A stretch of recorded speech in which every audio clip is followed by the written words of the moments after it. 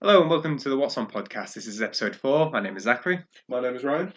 And today we're going to be talking about some of the Marvel films. We're going to be talking about some of our favourite films, characters, who we think is the strongest, who we think some of our best villains are. Just going in depth into that, really. We're going to start off, as normal, with just stuff that's happened in the news this week. So, yesterday, James Bond, there was a 15-second teaser coming out. Do you know that's what the new one's called? I don't know. I haven't had a chance to have a look at it this time again. It's called No Time to Die, and a 15-second spot came out saying that a full trailer was going to come out on Wednesday. Okay. But excited for it because Rami Malek, do you know who that is? Yes, I do. Got Bohemian Rhapsody and Mr. Robot. He's playing the main villain of the film, which I think that should be good. Yeah, I really like him as an actor. I really like his acting, and I think Christopher, have you seen Spectre? Yeah, Christopher Walken. Christopher Waltz. Waltz. Wrong one. Christopher Walken's a different person. My bad. You know, I know. Yeah. I'm not even gonna try the accent. Wrong person. Whoops. No, Christopher Waltz is Christopher Waltz, yeah. Django Unchained. Yeah. He was Blofeld in the last one, and I think he's meant to come back in this one, and it's Daniel Craig's last appearance as the titular character. So he says. He does this every time. It needs to be though, because when did Casino Royale came out 2006, 2007? I think so. So I think it's been a while now. Yeah. And I would like to see another actor play it now. Who do you reckon? Because I heard Richard Madden. Who's that? Game of Thrones. Have you seen Bodyguard? No. Have you not seen Bodyguard? You've seen Game of Thrones, so it's God. Stark Brothers. Yes. Rob. It's Rob. Yeah, it's Rob. Richard Madden. I thought I recognised him, right? Yeah, I recognise the name. I've not seen him in anything else, so I can't really have much to judge him from, really. Watch Bodyguard. Yeah. BBC. It's funny, when Spectre came out, there was rumours of Idris Elba playing him, and I think he would have done a good job, but I've not seen him in anything recent, so I don't know what he played. I don't, because he's not getting on, but he's not a youthful James Bond. But No.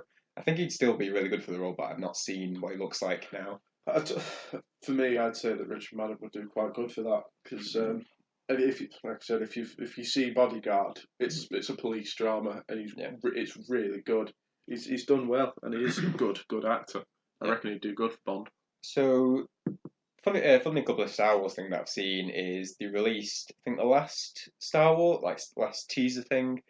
But what I found really good about it was they released it with Duel of the Fates, a remix. Okay. Well, not remix, but adapted. Yeah. So it's for the trailer, so I really liked that because it's the prequel stuff of the first film, and I think that's what everyone enjoyed from the first film. Yeah.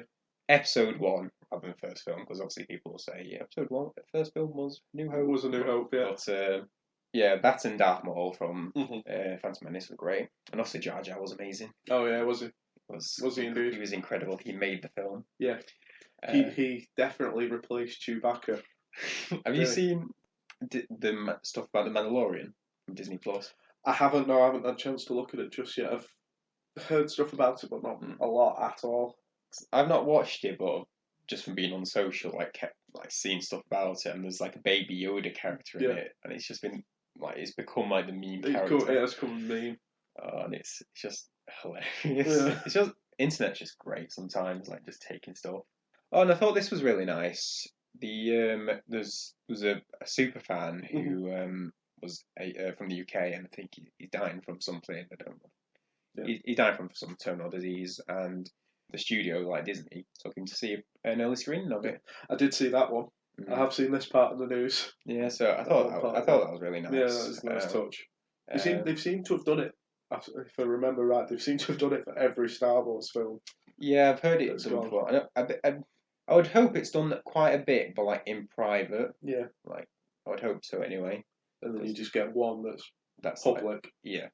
And then I saw that potentially in January they're gonna talk about who's gonna direct the new Star Wars film. Okay. And I wanted to talk about, just have a brief thing on. Do you think that they should go into the Star Wars 10, Star Wars 11, Star Wars 12, or should they start something fresh and say, obviously they would keep the Sto name because because of branding, but should the new series be its own thing? Possibly yes, because I think obviously with this storyline, it's now going to be 9 films long. Yeah. That's kind of, I mean, it's milking it a bit, and there's only so much you can do with some of these characters. I mean, and if you're going to bring in the same characters to go like years later, it's not gonna be original. It's gonna keep doing the same thing that they've done with all of these films. So obviously you've got the prequels, which were meant to be like the first. Yeah. Say like when it comes to the like A New Hope and everyone, you bring Obi-Wan in, bring Anakin Skywalker in, you bring Yoda in, and then in the next ones you bring Luke Skywalker in, you bring Leia in, you bring Han Solo in. So I would say like if they would to do a 10, 11 and 12, it seems like the only thing that they could do would be to bring Rey and all the others over when they're a bit older, and to me that just seems like milking it too much. And I just think of like, because I can imagine them continuing it even further, and just the idea of like it's going into like gaming like that Final Fantasy, isn't it? It's just like, do you want to see Star Wars 14? Like it's like just the name of it, like it seems like it's just doing it too much. It's just to get money in it really with that. Whereas I think, especially when they call in this like the end of the Skywalker story, like it'd be nice to have these 9 films. I don't know how they would go about it, like Star Wars something, and then carry on that line. I don't know how they would word it though. I think the issue is like how they would word it, because if they went to a new trilogy, they couldn't call it Star Wars 2 something. No, because then you would get confusion with Clone Wars and stuff. But anyway, that was just a brief thing. See, I reckon with that Star Wars one, they could maybe use the expanded universe a bit. There's so many possibilities that they could do. Yeah. But one last thing from this week was Fallen Order. Came out a couple of weeks ago now, and that's been having some amazing reviews. Do you know what I'm talking about? I do, yeah, the game, yeah. Yeah, so I'm excited to check that out because it's been referred to as like an Uncharted Star Wars film. Okay, yeah. So I'm excited for that because I really like the Uncharted series, and I've seen some of the gameplay footage and it looks really good. Frozen 2's come out this week. I have to bring it up. I have to bring it up because it's highest worldwide opening apparently of an animated film.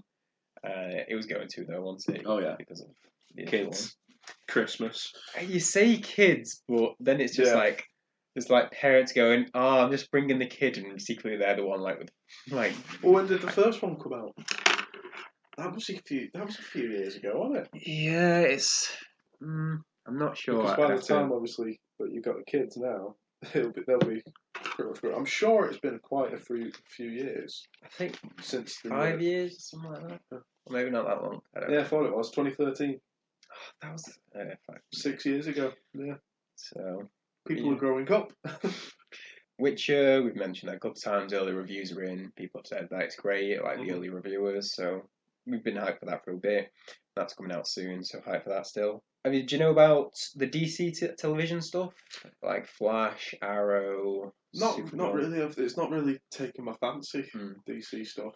Well, I just want to bring this up because there's a crossover event coming up called Crisis on Infinite Earths, and it's literally going to be one of the biggest like television crossover things because it's like 5 different television shows. They're obviously DC, but they're all doing this one event over like 5 TV shows, and they're bringing in characters from other superhero films. Like they're bringing do you know Superman Returns? Kind of. So that Superman from that film is coming on to the TV show crossover event from Smallville. Yeah. I can't remember what the actor's name who played Superman in it, but he's going into in it. So it's just going to be this massive 7 shows and a couple of films that are all compiling into this crossover event, which I think is pretty incredible for TV. That's massive, that. So I think that's happening over the next few weeks. I just wanted to bring that up because it seems incredible, just the organising that must have taken to get not even just the rights, but the organising of times, people acting, putting scenes. Massive mess. Yeah, I don't know if it'll be good or not. I think from what I've seen and from the hype that's been built up, it's meant to be good, but it's just incredible feat that they've done it or doing it. And a couple of funny thing to finish, and one thing that bugged me a little bit was 1st of December. Netflix removed The Grinch off the UK. Why? What bad timing.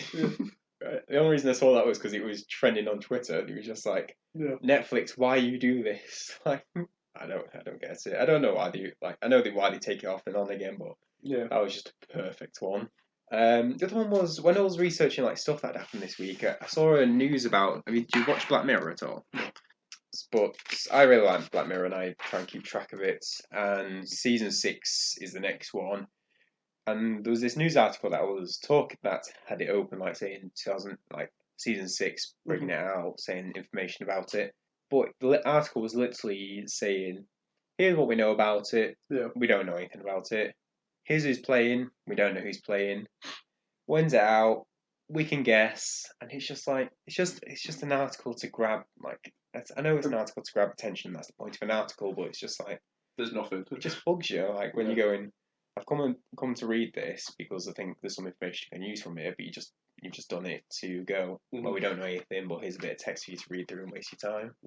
So Just before we go on to the Marvel stuff, I've just remembered a bit of news that I've been waiting for a while, like the last 2 months. They've Halo. Have you ever played the Halo games? I have ages ago. Yeah, the Master Chief Collection is going to be released tomorrow, December the 3rd, on Steam. Don't date this. On Steam. Oh, nice. That's decent. So they're going to be doing it in the order of the story. So it's going to be Reach, Halo 1, Halo 2, Halo 3. Sweet. And it has been years since I've played it, and I really, really want to get it now. Is that where you are going to get? Oh yes, yeah, I'm getting it. It's been a good 10 years since I played Halo. Something like a nostalgia trip. Oh, a massive nostalgia trip, and I just love Halo. Now's the time to get stuff because, like Ryan said, it's the 3rd today, but like it's just after Black Friday as well, so you'll have like deals across this week. So grab them quick. Right, so we're going to go into the Marvel universe, to the MCU, and we're going to go through a series of questions that we've put together that we're going to have a bit of argue over, a bit of choices over, and some stuff. So the first question we chose was who we thought the strongest character in the MCU was. As a bit of a precursor, actually, we've not seen Captain Marvel, and we've not seen the Ant-Man film. I'd say I've seen the first Ant-Man film, but Ryan's not seen either. I've not seen them, no. And we've not seen Far From Home either. No. So anything related to that and those characters, like we've not picked Captain Marvel or any villains in that. And I've not seen, if I remember rightly, I've not seen Guardians of the Galaxy 2. Right, so I haven't seen that either. Anything from those we've not picked just because it'd be using information neither of us know or such like. So strongest character. Well, for this one for me was quite easy. I chose Thor, the literal god of thunder. He is a Norse god. He is so powerful, it's ridiculous. And obviously, as he was told in Ragnarok as well, like when he lost the powerful weapon that was Mjolnir, like, what are you, the god of hammers? No, you are the god of thunder. Yes. And that when it finally released his potential, he is amazingly powerful. And in the debate between Thor and Hulk, Thor wins every time, because it's not all just about obviously strength as in physical strength, it's about what you can do in your powers and everything. I mean, and that to me was shown greatly by in Infinity War when he was forging Stormbreaker. Yes. When he hit to get the furnace going again, he had to take the literal power of a star, and that is ridiculous because there's no way that a lot of the other characters would be able to have done that what he did. Yeah. So I chose Scarlet Witch, and my argument against Ryan's the durability of Thor is talking about how powerful the characters are. And my biggest example of that is Endgame, when she single-handedly was destroying Thanos, when he just wrecked Iron Man, Thor, and Captain America. And although I don't think she's as durable as Thor is, I think power to power ratio, I think she's the stronger character. I say she's quite powerful, but not as powerful. I mean, it's obviously the thing of differences in fighting styles, maybe. I mean, and how her abilities are different. Yeah. So her abilities might be more effective when it comes to facing Thanos, but might not be as powerful. What, in facing Thor? Well, Maybe we should have a fight. Well, we can't. Oh yeah, hang on. Let me just get the millions out of my bank. Let's direct a movie where it's going to be biased anyway. Yeah, let's have them both fighting each other. But yeah, I think there is discrepancy like between Infinity War and Endgame, because in Infinity War, although there is director stuff that I've read up on, that Thor took Thanos by surprise and managed to impale him in the chest when he should have gone for the head. Yeah. And then in Endgame, you could argue that because he's let himself go a tad. Yeah, just a tad. That he's not as powerful potentially. Yeah. And that's why he didn't do as good as a job against Thanos. While Scarlet Witch was driven by rage, and as you know from any Marvel or any superhero comic, the angrier you are, the stronger you'll get. Yeah. So there is that difference between the films, because these kind of switch roles. Although in Infinity War she does like stop him with like one hand really, until when she's destroying Vision. Yeah. Or destroying the Mind Stone. But yeah, my argument is she's got more destructive capability, even though Thor is the stronger all-round character. And we both talked about this before the pod, before we started recording, that we think the actual strongest character is Captain Marvel. Yeah. But you've read about this a bit more than I have, about how her powers originated, but I don't know enough to know her powers really. I mean, we haven't. Obviously, with us both not watching Captain Marvel, we haven't seen that much. I mean, powerful wise, I mean, she destroyed in Endgame Thanos' ship. So that's pretty powerful. And she was wrecking Thanos as well. But I still stay with Thor.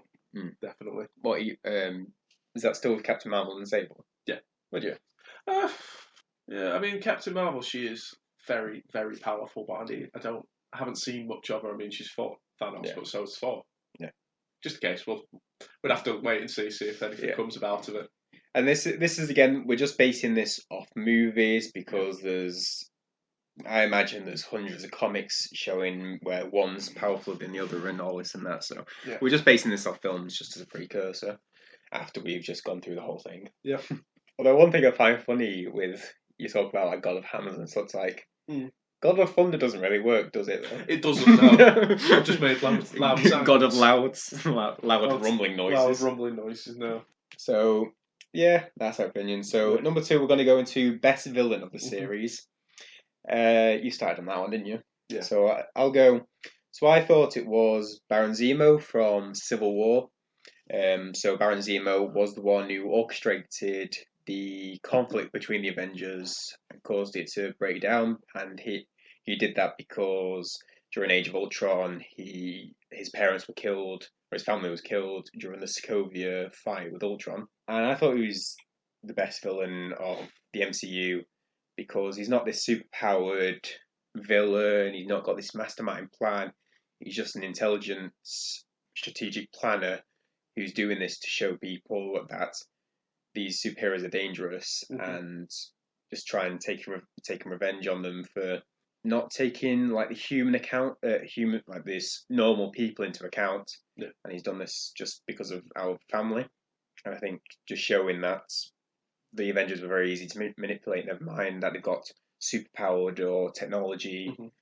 It's a good, he's a very, very good villain. I definitely agree with you on that. I mean, as an average person, it's some feat to be able to trick all of the Avengers and get him to do what he did. But I chose Hela, the goddess of death. It's a nice title. Nice title, yeah. She is a pretty good villain. I mean, when it comes to the film, she is Odin's daughter. I really liked Cate Blanchett's portrayal of her. I think she did definitely good. And obviously, when she got too powerful, Odin had to lock her away.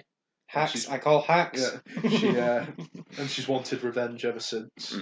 And she wanted what was rightfully hers as well. Remind me a bit, was she sealed away, or did she just wait until Odin had died? I think, if I remember rightly, she was sealed away. When he died, obviously the power that was keeping her was broken. Yeah. So that released her then. Okay. So it's the thing with Hela, no one seemed to be a match for her. Yeah. At all. Even when obviously Odin and Thor. Like Thor had the vision of Odin and telling him like again, God of hammers, you're the God of lightning and everything. Even with that full potential and getting Loki in and all the others to try and fight her, still couldn't do it. Oh yeah, what was the quote? Loki says to him, "Just hit her with another lightning bolt." And he goes, "I just hit her with the mother of all lightning bolts, and it did now." Yeah, she is ridiculously powerful, Mm. and it said the goddess of death. I mean, how much can you do against that? Yeah. And the only way that they were able to actually kill her was to destroy Asgard using Ragnarok and Sita. You know, bringing about the prophesized end of Asgard with the battle of the gods just to kill her. I mean, that's so do you just love her because of how like OP she is? She's ridiculously powerful, but she's also got a good portrayal where she's also quite witty as well. Yeah, she's quite funny. Definitely. But I think it's not a massive plan that she's got, but I think her portrayal as a villain against Thor and all the others was really, really good, and I do like her. Yeah, can't really argue. I really liked her as a villain as well. Do you think she'll be back? Like, because although the planet was destroyed, do you think she'll be a character that could return? I'd say no. No. I don't think. I think she's definitely dead now, unfortunately, because I'm pretty sure when Sutter destroyed Asgard, that was her god as well. Who could survive that? Just getting flashbacks to Korg. Yeah. And he'll be a haven. So no, it's gone. It's gone. It's gone. You got to do the voice for Korg. I know. My name's Korg. I would do, but I can't remember the scene correctly. If I could remember if I could remember the exact quote, I would. But next question is our favourite heroes. So you go. I think you've already guessed it by now. Thor. Oh, I thought you were saying Black Widow. Oh, you sure? I mean, she's good. She's good, but I just love Thor. I think he's definitely my favourite. He's just funny, witty. I mean, he's really brought alive by Chris Hemsworth. I mean, just an amazing character all around. Yeah. But not only is he powerful and can get pretty angry at times, he's very. Okay, here's one. Oh, go on. No. It's how did you like his portrayal changes over the course of his time in the MCU? Because like in the first Thor, he was very like noble and he had broody, and he had that not posh tone, but you know what I mean, like regal, that regal tone. Yeah. And then obviously it became more of a Chris Hemsworth performance. Like he became the character a lot more. Yeah. Like, did you enjoy that transition? I did, yeah. I think actually he became more human in a way, and that I think was pretty good. I mean, going from like a very noble god, entitled and all that he is, to coming to Earth all this time, and then actually learning the ways of humans, and that actually changed him. Yeah. It made him better as a person, and I really liked how that changed him. I mean, because obviously you saw over it how he started to get witty and funny, and how he actually over the course of time actually cared about people, when really at the start he kind of didn't. A little bit. He cared more about himself than others, and that kind of changed over time. Yeah. So I like how he's retained still that off-worldy like characteristic. Like you can especially see that in like Infinity War when he's just like, rabbit, take us to this dwarf star and such like. And he's just like he's still he's still not human. He's still that person who's still got the thing. Yeah. What did you think of his portrayal in Endgame? Because I know that was quite divisive in how they portrayed him. What was your thoughts on it? I liked it. I mean, that definitely showed how human he'd become when he took it all on himself. He became depressed, and that I think was a pretty good portrayal. I think a lot of people didn't like it because he was fat. They couldn't see muscles. that was a matter. I think a lot of people disappointed, but this shows that he got properly depressed because he thought he'd failed, and it was his fault. Yeah, and he was in a way trying to get rid of the sorrows of failing. I really liked him in Endgame, but then like to also when he went back to see his mum, obviously in the when he time travelled, and obviously found out that he's still worthy. I mean that shows his character, doesn't it? I mean he's depressed and everything, but he's still got the characteristics of Thor. Yeah. Go on. And then obviously gets just playing against obviously Noob Master 69 was obviously a bad mistake. And, You wanted to kill him. that was so great, like, because like immediately after that came out, there was just photoshops of like Loki being on the other side of that, which I thought was perfect. Always a troll. So my favourite's Iron Man, and I think the reason why he's my favourite character is because his everything that he does is from his own like intelligence and from creating the reason that he is where he is because he's created these suits, is because he's made these things and been able to do it. Like Captain America had the super serum, and then obviously he had his own morals, which is the main point of his character. But he's been helped by obviously super serum being able to do this stuff. And then a lot of the other characters have superhero powers. Yeah. But Iron Man's one of the only characters who has strictly done it himself and doing it from technology. Yeah. I know in the later films it gets a bit sci-fi, like with the nanotech and stuff like, and it goes further than that. But from the beginning, it's all been based off him creating things, being able to compete with gods and other still be able to continue. So that's my favourite character, just doing all this himself and being able to control and create these things that allow him to compete. And I think he's also had the biggest impact because he's basically created this. Yeah. But also had the biggest impact in the world because I think it's like Avengers, he goes into like eco-friendly technology. Yeah. And just, you got to wonder like how his technology has affected the world as well. Yeah. The greatest scale. But yeah, he's my favourite character. It's definitely a change from when it started in Iron Man, where he was just making weapons. Yeah. Yeah, we're going to talk about villains then, but that's our next question. So, question 4, worst villain. So, my worst villain was Whiplash, which is from Iron Man 2, played by Mickey Rourke, I believe it is. I just found him a very bland character, and not the sort of thing that I expected from the sequel to Iron Man, which kicked everything off. And I don't. We talked about this before the podcast, but also like Justin Hammer, who's like a side villain, but he's just like a side a competitor, really. Yeah, it's just got no danger to it, really. I found like it's not really adversarial. He's basically just there to be a thorn in his side, and I found the main thing was Iron Man or Tony Stark's dealing with the palladium poisoning. And then this villain just comes and he's just like a side thing to that story. Yeah. So I didn't find him a major threat nor a really good villain in anything, really. Once he first came out on the Monaco Grand Prix, that was about it, really, wasn't it? Yeah. Yeah.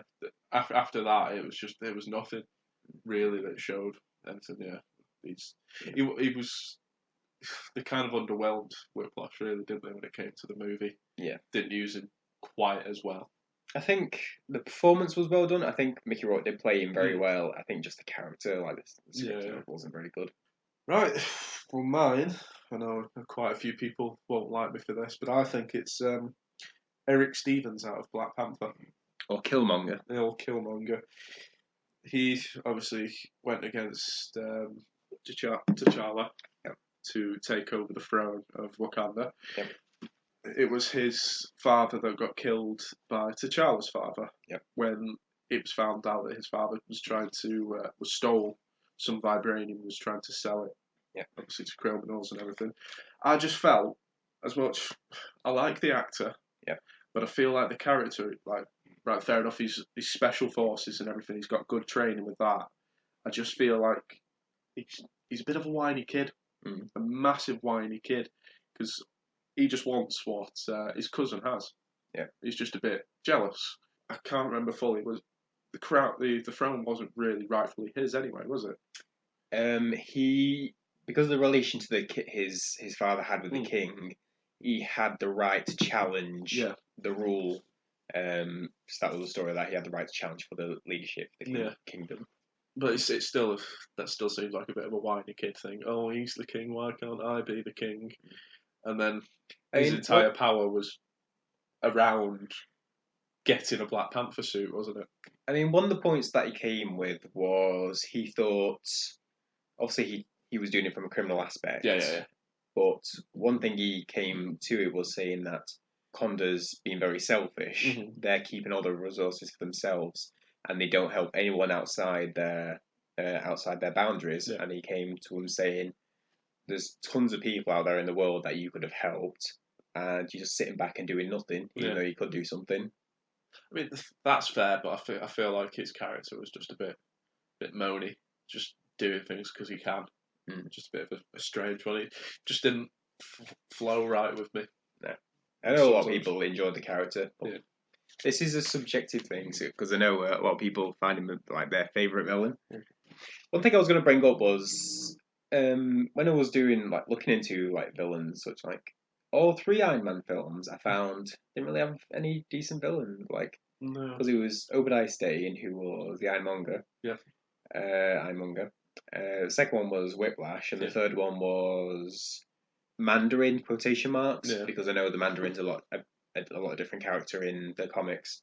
I didn't find any of them, when looking back on them, to be a really good. The first film I really enjoy, and I think it's a great film. But Obadiah Stane as a villain wasn't a great character, but again, it's just the portrayal. I can't remember the name of the actor who played him, but he was really good. He portrayed it very well. But his plan of it was, again, because he was a criminal who wanted to make money off selling to the Ten Rings and making money off that, and wanted Tony Stark killed so that he could run. But then again, it's the very first film of the MCU, isn't it? So it's that generic villainness. It's it sort of works because it's their first shot in the dark, and without that shot in the dark, they couldn't have. Yeah. Because I think, other than that, it was all DC stuff mainly, wasn't it? Prior to Iron Man, Batman, Superman. There wasn't much Marvel. No, there wasn't loads that I know of. Yeah. It was kind of just getting like a foot in the door. Yeah. Kind of thing, just getting it out there.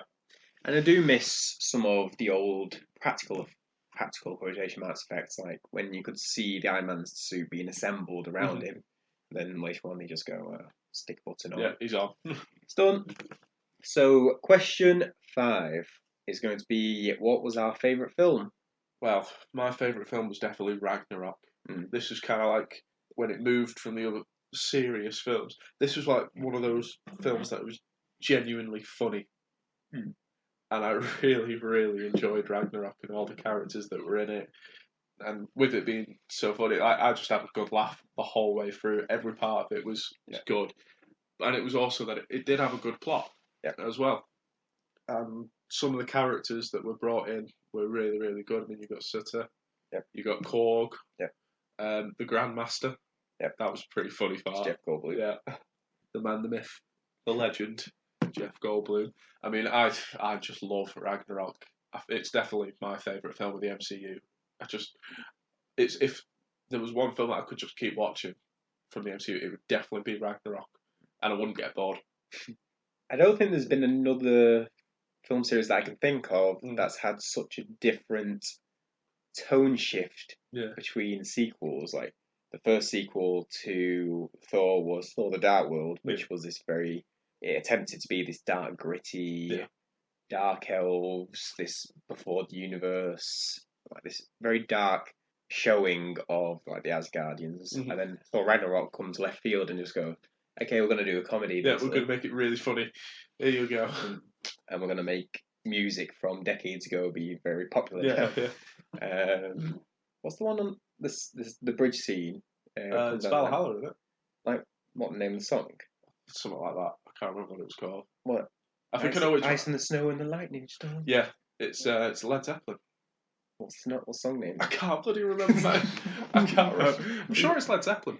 It's a famous song. I know. I'm pretty sure this happens every week, where it's just like we can't remember something. What's that really obvious thing? Yeah.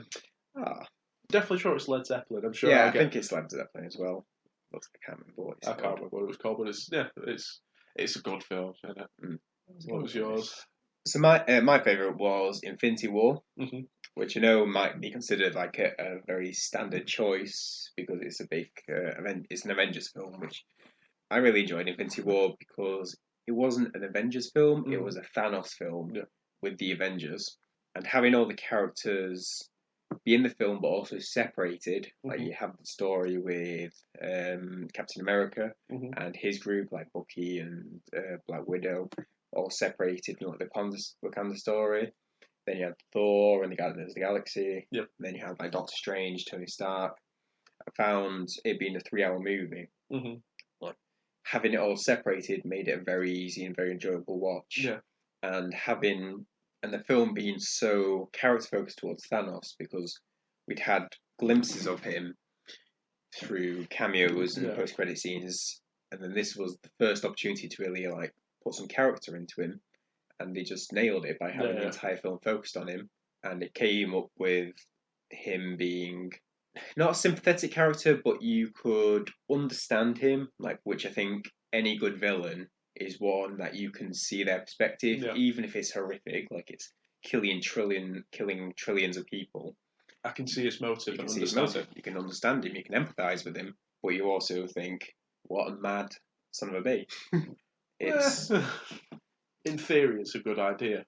The way that it's gone about the wrong way in a way, but I mean, you're the one who said that. I didn't say that. Yeah, well, always need a good culling.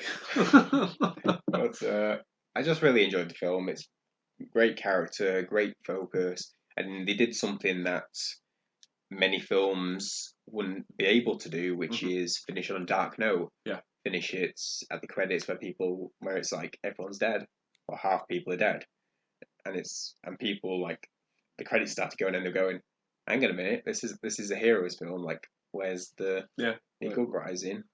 So I think they did something that hasn't been done, and I don't think films have been able to do because a lot of them are focused on obviously being successful, being commercially successful, and this MCU being such a big thing that they knew this Avengers is going to break records, it's going to be this massive thing that they could be able to do something this huge. So I think that's why it's my favourite of the MCU. It's a good way to end the film. To like, it also is a good way to try and bring people back for the next one because they want to go, well, what happened? Yeah, how are they going to sort this out? It is, yeah. I do agree. It's a good film. That definitely a brilliant ending. Yeah, and I enjoy Infinity War over Endgame because even though I think Endgame had obviously the big spectacle at the end and was a very good movie, it was the convolution and it was more of a fire rescue film. Like, okay, how are we going to fix this? How are we going to do this? Than Infinity War was, and I just enjoyed doing it more than Endgame. So number 6, question numero 6 is best fight scene of the film of these MCU. You go last?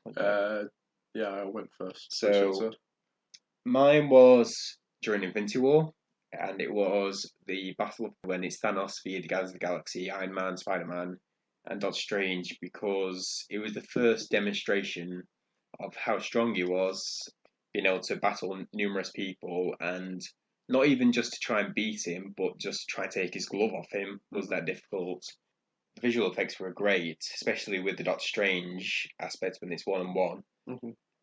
I don't know, I'll go on to a bit more in a sec, but do you want to go what yours was? I went with at the end of Age of Ultron with the fight in Sokovia. I mean, this is a massive, massive spectacle. So this was all the Avengers against all of the Ultron robots. Yeah. And that's just a massive battle. And also, while they're trying to do that, it's a floating city up into the air, while also trying to save all the people in that city. And it was dark and gritty. It was like at the points it was like a war movie, and it's really, really good as well. And it kind of brought in like dark parts of it as well, showing that you can't save everyone. Yeah, you have to make sacrifices, as was shown by Quicksilver. Yeah, dying into it, and obviously that shows like with war comes sacrifice and death. And I loved that whole sequence because it seemed more real than some of the other fights, because the other fights just seemed a bit like unrealistic, and obviously it's a superhero film, so they're going to be a bit unrealistic, aren't they? Yeah. But when it comes to this fight, it seemed like they were having to proper dig in and be like a proper war. I really like that point because on quite a few of the films, they have this comedic element, and it's a superhero, it's all going to be over the top, but they do bring in those moments like the first Avengers with Iron Man going into the wormhole. Like there was the understanding that he was going to he was going to sacrifice himself to stop this. Like he was going into the wormhole, and he had like they knew he was going into space, so it was just like he's going to die. He's ringing Pepper, drawing it or attempting to ring, going, this is the last time I speak to her. Like having those serious moments during the end, such as Quicksilver sacrificed himself, even though people will argue should have shifted out of the way. Yeah, well, he didn't. I really like that change up as well because a few minutes earlier must have been they had that comedic scene with Hawkeye when he pegged it off because they had like chemistry during the film, didn't they? Yeah. And of him pointing at his back when he was running off, going, "No one would ever know. No one would. Nobody." Oh yeah, I'd be missed. Sure. That was ad-libbed as well. Was it? That was Jeremy Renner just doing it. One thing I wanted to just go back to on the Infinity War because they're focused on the Titan fight, but I think all of it together, like every time Thanos was fighting someone, it was a good show of everyone's powers and everyone attempted to. Like, the biggest showing was probably Doctor Strange's fight against him, where it showed what the Infinity Gems could do, Infinity Stones could do. And then when he went to Wakanda, it was all these characters were just getting blown away. Because most of them in Wakanda were just humans, weren't they? Because it was Bucky, it was Captain America, it was Bruce Banner in the suit, and I think the only one who stood up really was Scarlet Witch. But then he had the time stone and just switched it around. And Thor, but then there's arguments whether he caught him off guard or he did overpower him. But he enjoyed his interactions with all the characters in any form of fighting. And even the ones that weren't fighting, such as the Guardians of the Galaxy scene when he'd already got the reality gem. And changed it. So, yeah, those were our favourite fight scenes. Another one that we wanted to bring up for question 7 was what DC character and what Marvel character we'd want to do a little crossover with, like having their own film. I was kind of torn, but I think I went with having the Joker and Spider-Man come together. I mean, that'd be a strange one to do. Yeah. Joker trying to have a go at Spider-Man, but while also because what type of Joker would go against Spider-Man as well? I think Heath Ledger's Joker would be quite funny. It'd be weird. It'd be too weird. Yeah, I don't. You'd have to have like a crime boss type of Joker against him for Spider-Man to try and bring down. But it'd be an interesting one, wouldn't it? Yeah, I think it'd be like Battle of Humorous. Yeah, because we talked about like I thought that adding to the mix Deadpool would be an interesting one because it'd be like 3 wisecracking people like going at each other. Yeah. But then do you need that dark element to offset the Joker like Batman is? Depending on how dark the Joker already is, it depends. But it'd be interesting. I mean, it's probably never going to happen, but no, this is just a fun one, really. Yeah. I had the idea of Tony Stark and Lex Luthor having to go against each other, just because they're both billionaire geniuses with a focus on technology to battle like superpowered people. Yeah. So I think it's basically just a dream fight of who's the smarter one, who can build a better system, who can outdo each other from stuff they're both skilled in. So I think that'd be a fun one. Yeah, that was just a quick fun one. Just think of ideas of what we'd like to do a crossover. I know a lot of people would like to see like a big Justice League. Here's an interesting one that I haven't written down is, can anyone from Marvel beat Superman? Because I think you could cheat it a bit, like Doctor Strange could just like teleport him somewhere. Yeah.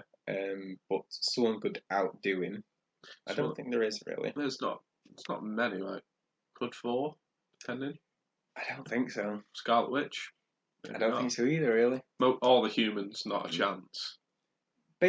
From back corner and brain, I think he's weak to magic, so potentially Doctor Strange, like not teleporting, actually being able to beat him. Scarlet Witch, depend on if it's just telekinesis or if it is magic.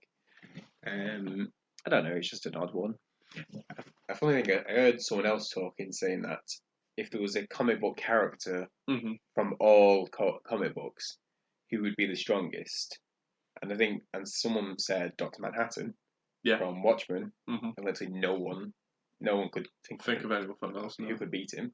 Just like, because he's quite true. He's pretty omnipotent, isn't he? From what I've seen in the Watchmen film and a little bit that I know from the comics. I think there's a TV series out at the moment Watchmen series, but not caught up or No. pushed anything about it. And episode 8, question 8 was, if we could have a character's powers, who would it be? And we both agreed on this. Yeah, we both had the same answer to this. We both said Doctor Strange. Yeah. Doctor Strange is like having the mystic arts. Yeah. It'd just be amazing. So why did you want them? Mystic arts. I mean, like it's a proper power, and he is proper powerful. I mean, like obviously without having, if you didn't have the time stone, he'd still be amazingly powerful, being able to teleport, fight against evil that wants to come to Earth. But I think as well that a good part that came with Doctor Strange was the cape. The cape. You need the cape as well, because that gives you a bit of flight as well, doesn't it? Yeah. I mean, I just like the look of the mystic arts and the way that it works, and it's a lot better than some of the other like more generic powers. What about you? Why did you choose? Mainly just for friggin' magic circles, so I can get around the place a lot easier.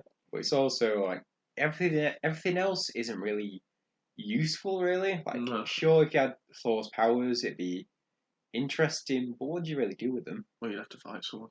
Yeah, you'd have to be fighting. Because I'm thinking of this in like quotation the real world, and just like, okay, I'm just going to the shop. Yeah, I'm just like, I'm nipping to Spain. I'm doing this and that. Like, no, I'm gonna go and smash up. Oh, there's no one there because there's nothing to do. Like, I've got my hammer, but there's not really you can do about it. It's a great doorstop, but apart from that, you can't do nothing. And then like characters like Tony Stark, that's not superpower. It's like just creation, isn't it? Yeah. There's an interesting YouTube channel of a guy who builds like various TV and film things. Mm-hmm. Like I think he built like flamethrower gauntlets. Okay. So that's an interesting one. That takes some doing, wouldn't it? Yeah, like he's made the Wolverine claws. Like, okay. Yeah. See, that's the thing with a lot of these heroes' powers. It's all to do with fighting. Yeah. That's the thing of that's what I've always thought about. Like a lot of movies, not just in the MCU universe, but a lot of other movies with people having powers. It always seems that the powers generate around fighting. Yeah. Not doing anything else. Obviously, like you're saying, the mystic arts you could do a bit more with. Because a lot of superhero film, it's got to be adversarial, isn't it? Yeah. There's got to be a villain. There's got to be an opponent, and for that they've got to use their powers in some way to combat that. Yeah. And so that's probably why it's so often like that. But it's not. I think TV series, you're more likely to find like superpowered characters. Yeah. For other reasons than films, because films obviously are more focused towards fighting. Yeah. So yeah, that's our 8 questions, and let us know if you've listened the whole way. Let us know some of your answers to the questions.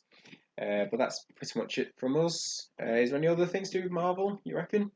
I don't know. Do you reckon it could carry on? I think it's going to carry on for a while. Like, I know they've already announced like 5 or 6 films, but it's going to be interesting going into, because this has been this massive 10 year thing. Yeah. That's culminated in these 20 or so films. And now they're either going to have to do that again, which is going to be a struggle, I think, because it's like we've seen this before. And is there going to be a villain that they can do that with? Yeah. Or are they going to just do some side projects? It's just going to be side films now, isn't it? It's like the main thing's over. Now, how can we do a new spin on this character? How can we do a new film? How can we keep people interested? Well, that's it. I mean, because like one of the films that's coming up is the Black Widow prequel. Yeah. Is that a TV series or is that a film? I think it's a film. Because I know that Hawkeye is doing a TV series, I think, on the Disney Plus service. So that's what I'm saying. They're just trying to milk. They're just going to have to be trying to do new things with these same characters. Yeah. So it's the case of they're going to have to either bring in a whole bunch of new characters, or try and do something original. But it's going to be hard for them. Yeah. See how they go. But yeah, that's us. So thank you very much for listening. We're on social media at Instagram, YouTube, and Facebook at the What's On Podcast, and on Twitter at _What's On Podcast, because we've had the What's On Podcast nicked. Or, well, we can't really say nicked because they had it first, but well. Check us out on there. Let us know your thoughts and any ideas that you've got for upcoming podcasts. Thank you very much for listening. Thank you very much. See you later. And see you next week.